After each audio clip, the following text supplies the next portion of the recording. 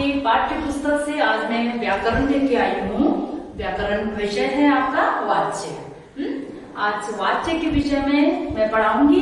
पिछले कक्षा में आपका व्याकरण भी अधूरे थे, सो ये वाच्य दूसरे विषय लेके मैं आपके समक्ष। वाच्य से क्या मतलब है?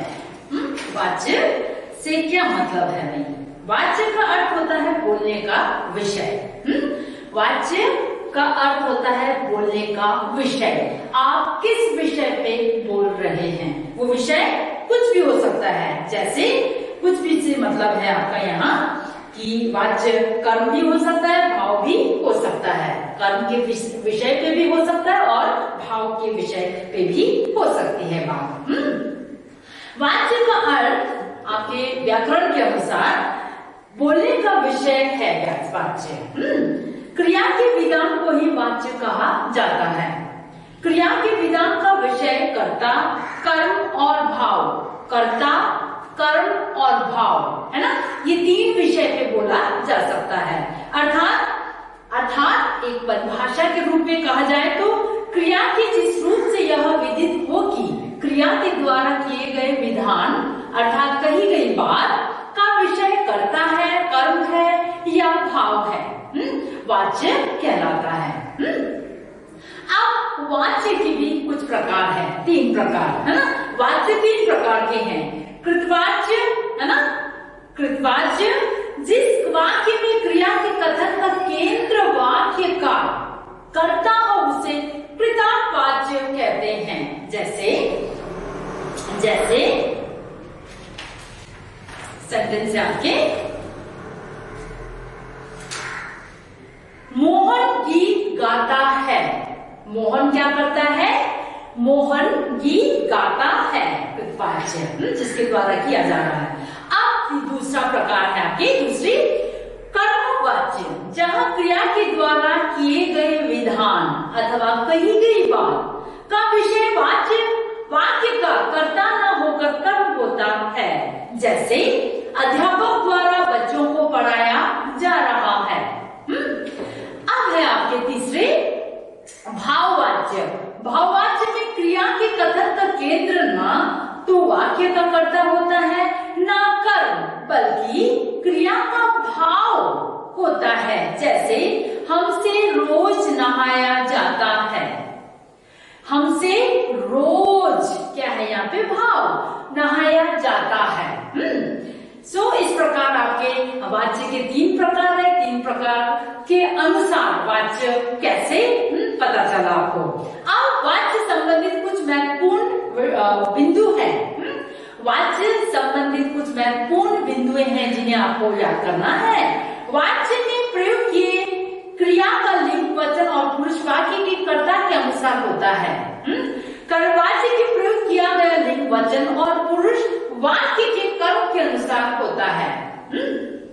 भाववाच्य के प्रयोग क्रिया सदैव आकर्मक एक वचन, पुल्लिंग तथा अन्य पुरुष में होती है।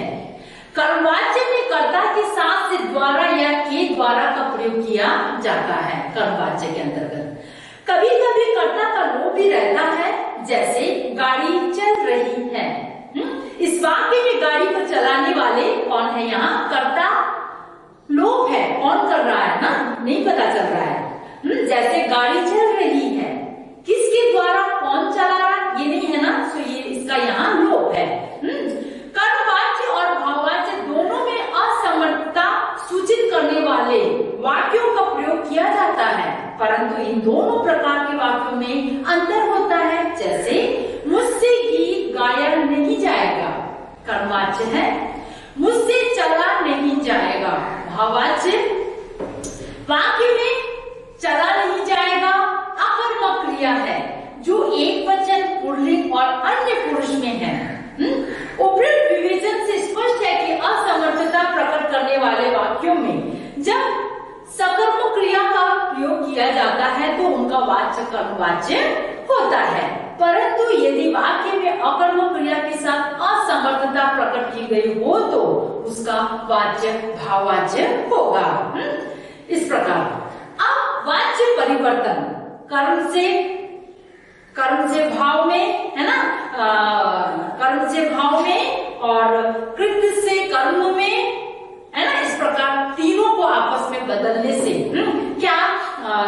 बदलने का क्या नियम है देखते हैं। वाच्य परिवर्तन कृतवाच्य के साथ कर्मवाच्य का बनाना, कृतवाच्य से कर्मवाच्य बनाना।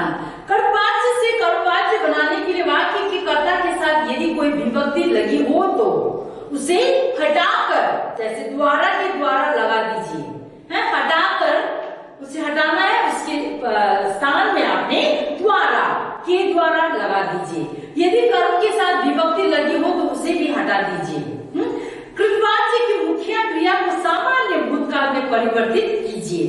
इस परिवर्तित क्रिया के साथ जाना क्रिया के रूप को कृतवाच्य की मुख्य क्रिया के काल तथा कर्म के लिंग वचन पुरुष के अनुसार क्रिया के साथ जोड़ दीजिए। साधारण क्रिया को संयुक्त क्रिया में बदलिए, जैसे लता ने गीत गाया। इस कृतवाच्य का कर्मवाच्य के इस रूप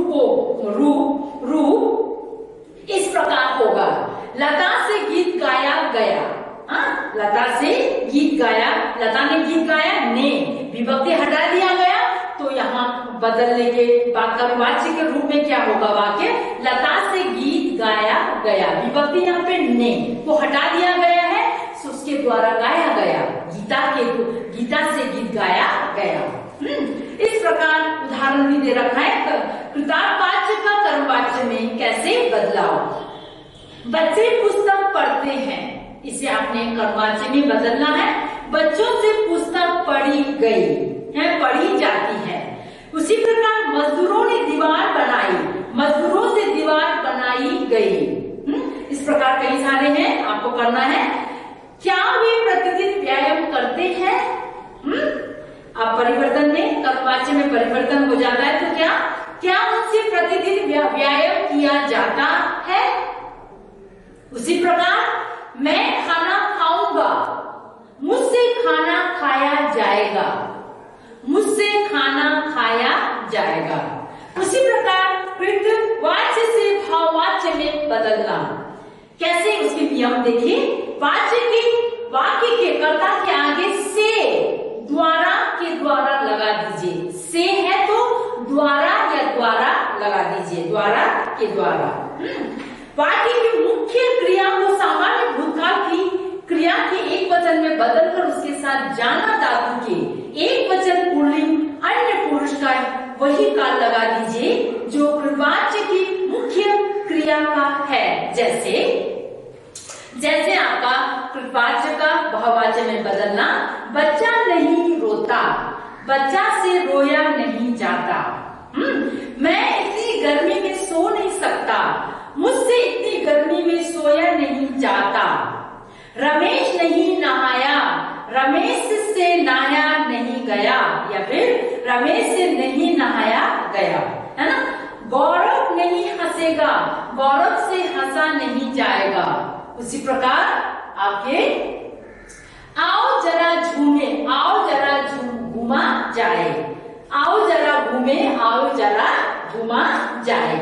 इस प्रकार आपने देखा कि वाच्य परिवर्तन एक के साथ दूसरे का कैसा किए जाते हैं। अब देखते हैं कर्मवाच्य और कृतवाच्य में। कर्मवाच्य का कृतवाच्य में, धोबी से कपड़े धोए जा रहे हैं, धोबी कपड़े धो रहा है।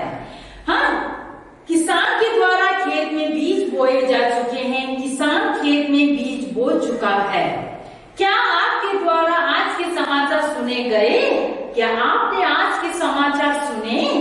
उसी प्रकार भाववाच्य के कृतार्थवाच्य में परिवर्तन, बच्चों से शांत नहीं रहा जाता, बच्चे शांत नहीं रह सकते। उसी प्रकार गर्मियों में लोगों से खूब नहाया जाता है, गर्मियों में लोग खूब नहाते हैं। उनसे तख्त पर सोया जाता है, वह तख्त पर सोता है। उठो जरा टहला जाए, उठो जरा टहल लें। इस प्रकार आपने वाच्य पढ़ा, वाच्य क्या है पढ़ा, वाच्य के कितने प्रकार हैं और वाच्य को उन प्रकार को आपस में कैसे बदला जा सकता है वाक्य जब बनाते हैं, ना। जैसे कर्म को कृतवाच्य के साथ, कृत को कर्म से, भाव को कर्म से, कर्म को भाव से। इस प्रकार आपने आपस में बदलने का रूप प्रक्रिया भी आपने देखा। सो आज के लिए इतना, आपका यही समाप्त करती हूँ। धन्यवाद।